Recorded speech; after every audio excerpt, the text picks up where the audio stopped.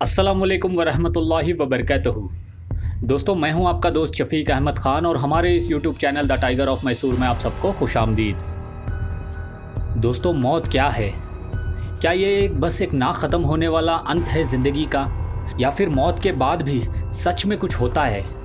ये एक ऐसा सवाल है जिसने इंसानों को हमेशा से सताया हुआ है और इसके जवाब को ढूंढने के लिए लोगों ने कई तरह के रास्ते अपनाए हैं। कुछ लोगों ने मौत को समझने के लिए मजहबी रास्ता अपनाया और कुछ लोगों ने मौत के राज़ों को समझने के लिए साइंस का रास्ता लिया, और साथ ही साथ कुछ लोगों ने स्पिरिचुअलिटी के ज़रिए इस मौत के रहस्य के ऊपर से पर्दा उठाने के लिए उसका भी सहारा लिया है। दोस्तों, कुछ लोग समझते हैं कि अगर अचानक किसी हादसे में मौत हो जाए या फिर मौत के वक्त अगर कोई इच्छा अधूरी रह जाए तो इंसान की रूह भटकती रहती है, और कुछ लोग ये भी कहते हैं कि मौत के बाद इंसान की रूह को आलम बरज़ख में रखा जाता है क़यामत के दिन तक।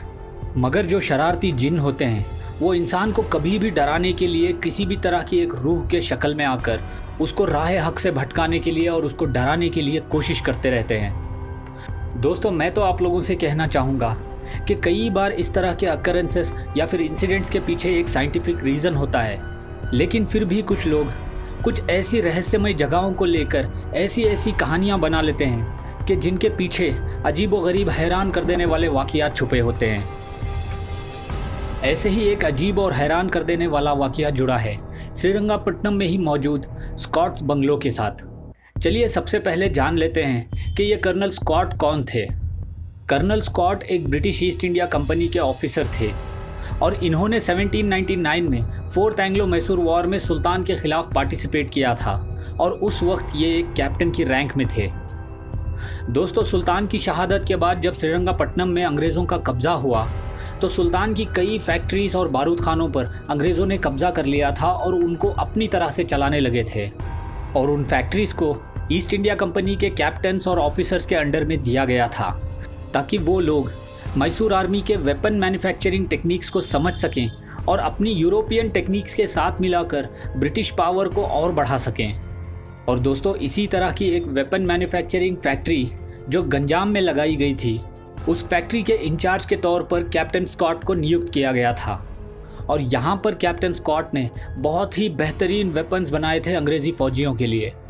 और कहा जाता है कि 1800s में डॉक्टर बुकैनन ने इस फैक्ट्री को विज़िट किया और फिर 1803 में लॉर्ड वेलेंटीना ने भी इस फैक्ट्री को विज़िट किया, जिसके बाद इन लोगों ने कैप्टन स्कॉट की काबिलियत की बहुत ज़्यादा तारीफ़ की थी।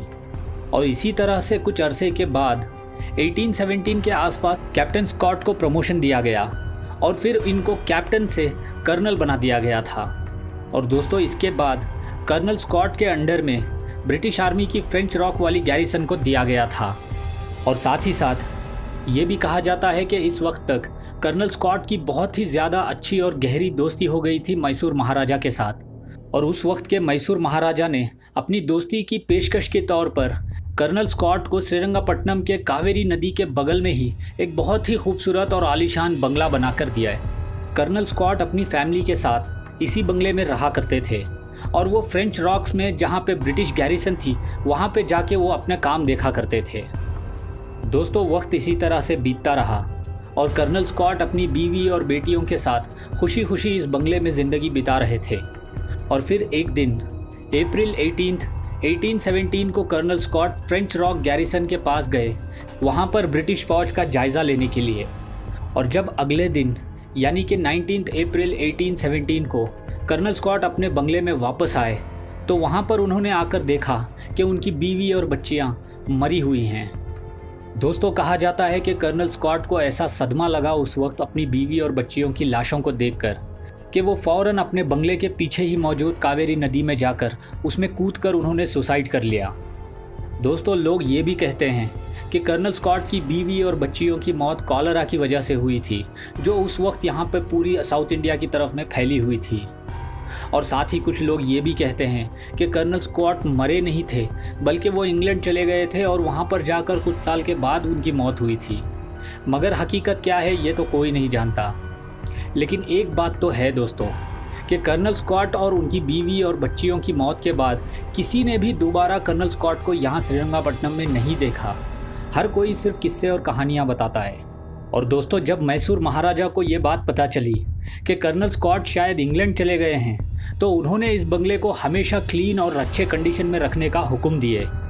मगर कर्नल स्कॉट कभी भी दोबारा लौटकर श्रीरंगपट्टनम नहीं आए और वक्त उसी तरह से गुजरता रहा और लगभग 58 साल के बाद यानी 58 ईयर्स के बाद एक राइटर जिनका नाम एलिफ चीन था, उन्होंने अपनी एक पोएट्री में इस बंगले का जिक्र किया। दोस्तों उस पोएम का नाम था लेस ऑफ इंड और उस पोएट्री का नाम दिया गया था द डेजर्टेड बंगलो यानी एक वीरान बंगला।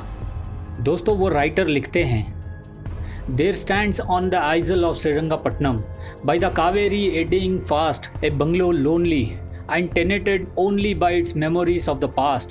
It has stood as though under a curse or a spell, untouched since the year that Tipu fell. और दोस्तों इस पोएम का हिंदी या उर्दू का कुछ रफ ट्रांसलेशन इस तरह से बनता है, श्रीरंगपट्टनम के आइलैंड के कावेरी नदी की गरज के करीब में एक बंगला खड़ा है जो सिर्फ यादगार बना हुआ है और जिसका खड़ा होना ऐसा लगता है कि ये किसी श्राप या जादू से खड़ा है तब से जब से टीपू मारे गए हैं। दोस्तों ये पोएम काफ़ी लंबी है, अगर आपको इस पूरी पोएम को पढ़ना है तो आप मुझे इंस्टाग्राम पे फॉलो कर लीजिए, मैं आपको इस पोएम का PDF फाइल इंस्टाग्राम पे भेज दूंगा। और दोस्तों मैंने अपने इंस्टाग्राम आईडी की लिंक नीचे डिस्क्रिप्शन में दे दी है, वहाँ से आप मुझे फॉलो कर सकते हो। और दोस्तों मैं जाते जाते ये भी बताता चलूँ कि ये बंगला 1962 में एक ऑस्ट्रेलियन इंग्लिश लेडी येवेट जेफरास जो फ्रेडी जेफरास की बीवी थी उन्होंने ख़रीद लिया था। और दोस्तों ये खूबसूरत हिस्टोरिकल बंगला अभी एक प्राइवेट प्रॉपर्टी है। और दोस्तों आखिर में मैं आप लोगों से कहना चाहूँगा कि मुझे तो नहीं लगता है कि कर्नल स्कॉट्स का ये जो बंगला है ये कोई हॉन्टेड वांटेड है, क्योंकि यहाँ के लोगों ने इस तरह की अंधविश्वासी भूतिया कहानियाँ फैला रखी हैं जिसका सच्चाई से कोई लेना देना नहीं है। और दोस्तों मैं साथ ही साथ आपसे ये भी बताना चाहूँगा कि कुछ ही दिन पहले मैंने एक हॉन्टेड घर को एक्सप्लोर किया है। दोस्तों उसको मैं बंगला तो नहीं कहूँगा, लेकिन वो एक छोटा सा घर है जो कई सालों से बंद पड़ा था और जिसके खुद घर वाले कहते हैं कि उस घर के अंदर कुछ अलग तरह की एनर्जीज़ को फील किया जाता है। मैं उस घर के अंदर ऑलरेडी एक बार जा चुका हूँ और वहाँ पर जाके मैंने वीडियोस ली है। इंशाअल्लाह मैं दोबारा उस घर के अंदर जाऊंगा और बेटर कैमरा इक्विपमेंट्स के साथ वहां पर जाकर वीडियोस रिकॉर्ड करके जो भी रिज़ल्ट होगा मैं आप लोगों तक ज़रूर लाऊंगा। तो दोस्तों आज की वीडियो में बस इतना ही। अब मैं मिलूंगा आपसे अगली वीडियो में, तब तक आप अपना बहुत सारा ख्याल रखिए और हमारे इस YouTube channel the tiger of Mysore को सब्सक्राइब ज़रूर करिए। अल्लाह हाफ़िज़।